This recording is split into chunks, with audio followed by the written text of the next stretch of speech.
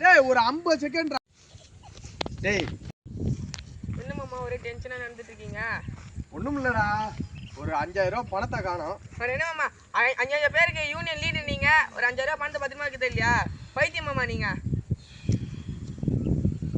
எடுத்தவன் யாருன்னு நீ தான் கேட்கணும்.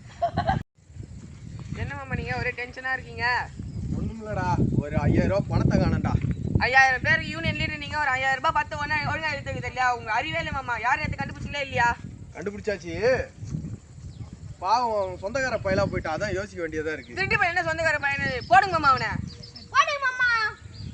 நீயே சொல்லிவிட்ட மாப்பிள்ள. அப்புறம் நான் மாமா எடுத்தேன். இது ஏன்டா முன்னாடியே சொல்ல?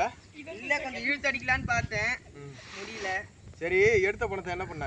5000 ரூபாய்க்கு வெள்ளி வாங்கணும் மாமா. அதுல ஒரு சிக்கலாகி போச்சு. என்ன சிக்கலாச்சு? இது வெள்ளிக்கு பதிலாக செங்கலை கொடுத்துட்டு ஓடி போயிட்டான். பையல ஏதோ திருடின பணத்துல மாப்பிள்ள பொழைச்சன்னா ஏதோ விட்டுருக்கலாம். ஒத்த செங்கலை 5000 ரூபாய் கொடுத்து என்னடா கை வாங்குற? ஏடா அவ்வளோ